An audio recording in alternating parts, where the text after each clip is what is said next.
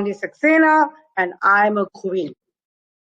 So a lot of people ask me, what do you mean you're a queen? I said, well, I've got a crown tattooed on my forehead, if you can see. It's because in the worlds of people who do a lot of work, they say you wear many hats. So hats are for men, and because I'm a queen, I wear crowns. And because I can't carry so many crowns around, that's the reason why I have it on my forehead. So that's my introduction. I'm a person who's very much into empowerment of women, because that is something very close to my heart. When I started out in my career, I'm not like most women who, started out right out of university and then continued in their career. I did it the other way around. And so for 22 years of my married life, I was a mom, which was the most important job for me. But circumstances changed, and when we arrived in Dubai, we were going through financial challenges, and that's when I decided to get myself a job. So there was me, 44 years old, university degree, and that's it. I couldn't write a CV because I had nothing more to say, but I needed a job. And I went through the whole thing of interviews and getting people to sometimes say, okay, fine, we know you, so why don't you come down to the office and we'll see what we can do. But to cut a long story short, I was rejected over and over and over again. And that was when I first discovered what a strong person I truly am. And so for me, it was, I believe in myself. I'm confident that if I'm given an opportunity, I will not disappoint. I will make the best of it. And more important, I believe in the universe. And so if I have a prayer and I'm very specific on what I want, I will get it. So no matter how many times I was rejected and how many times I got a no, I had only one prayer: open one door for me, and I will walk through and do it. Not which door. I never complained about why aren't you opening the door. No, it was open one door, and the door opened, and I joined an amazing company. And all these years, that's 23 years, I have stayed with the same company. It's called Nexus Insurance Brokers. And the beautiful part about that is Nexus does not have any problems on gender. If you are a good performer, you are rewarded. In fact, most of our admin staff is all female. And amongst the sales staff, when I joined 23 years ago, we were not that many, but now we are at least 40% of the sales force. So that says a lot about looking at people's capabilities as opposed to looking at gender. The other thing which was wonderful is if you show competence, if you show leadership, if you show initiative, you are rewarded. And so when when I said I would like to be a sales manager, have my own team, develop people, especially women, to be good, successful sales consultants so they could achieve their dreams because they have the finances to do so, there was no problem. But I'm glad to say I'm the only female sales manager till now. Why? Because maybe the others didn't think they could do it. So that brings me to my next point is, if you want something, just do it. Yes. Will there be challenges? The answer is yes. But are you going to let those challenges keep you from achieving your dreams? Or are you going to find a way of doing it? So that's the most important thing. So I'm going to be looking more towards what Dr. Musa asked us to talk about. And so the point was balance of work life and what are the responsibilities. Now, we know as women, a lot of us have to juggle between spouse and children and perhaps extended family. So in my case, because I went into the workforce much later, it was a different scenario. But family is very important. And as a mother who's always been there, like me, hands-on, it was very important to explain to my children and my family why I needed to go out and do this job and why I needed their support. Because this should be teamwork.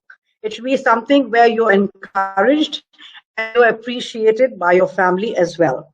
However, if there is no understanding and cooperation and you still feel strongly about what you should be doing, because this is your dream, this is something that you have always wanted to do in your life, you should do it. Yes, you should go out because you should not compromise on your dreams. If you can help somebody else, for example, your children or your spouse, achieve their dreams, what about you? Don't you deserve to have a dream?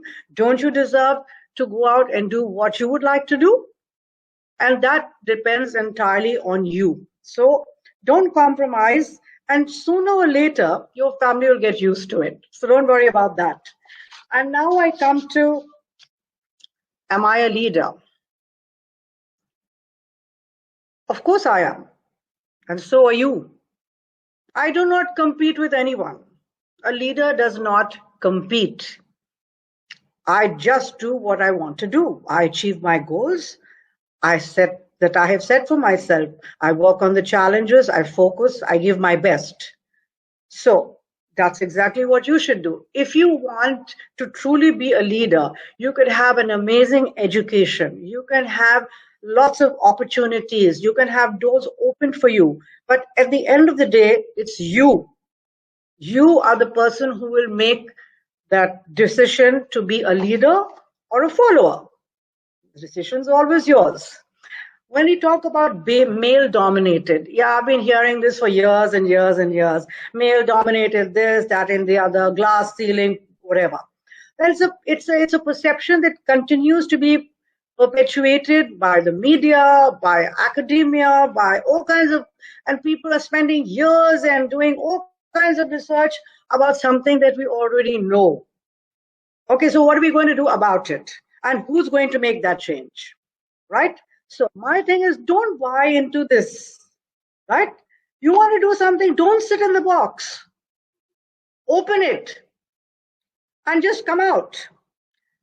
Discover, enjoy, conquer. You have the prerequisites. Go for it. Whether it's the workplace, whether it's the business world, whatever. Whether it's politics. You want to do it, just go ahead and do it. So it's your mountain. And you need to climb it.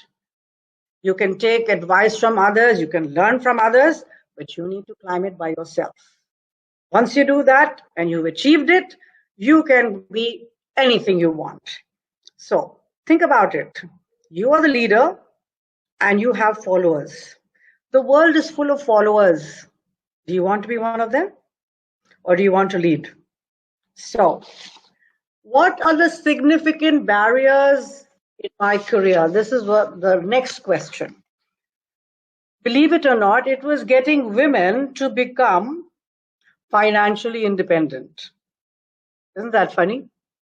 To secure their financial being, to be decisive, to be independent of the males. So, unfortunately, when I started out, most of my clients were male.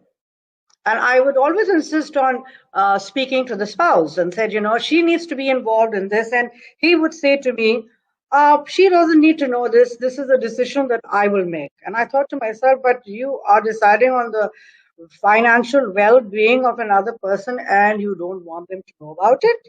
Shouldn't they be involved? If you are not in the picture, shouldn't they know what to do? Where you have your investments, what kind of things you've done so that they can carry on? They can support you. Why not? But it was very difficult. And that's why I started creating programs for financial literacy for women. Because this is an empowerment tool. Knowledge is power. And when you are more knowledgeable about your finances, you know what questions to ask, you are aware of what is available in the market, then you can speak from a place of confidence. Then you can know exactly what you should be doing.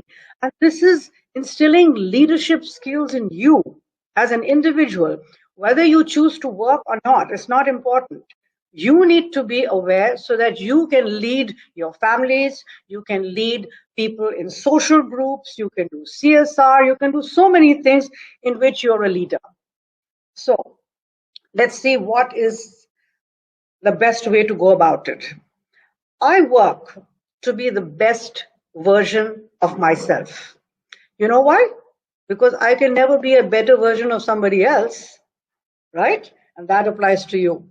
If you want truly to be a leader in the office, in your business, in your family, anywhere, you need to be your true self, a better version of you. So you are unique, and so am I. And why do I say that? You and I are as unique as our thumbprint. Nobody else has it. Right? Doesn't that make you special? Makes me special. And that's the reason why I feel so empowered. So if anybody is listening to this session today, you are you, that's truer than true. Because you can never be a better someone else. So look at focus, look at determination, look at dreams, look at challenges, and apply all this to yourself. Sometimes you need help, and that's great. You can approach mentors, you can approach a lot of people who can guide you to do this. But you have to be very clear on what you want. And if you're not really clear and you had a lot of social conditioning that doesn't make you confident about yourself, this is the time to change. This is the time for you to get in touch with me because I can help you do that. It is important to remember that you are always called upon to achieve things. And more important, they should be your things, your dreams, your aspirations. You require all of that, right? So go ahead with that and see how you can make yourself far more powerful than you truly are.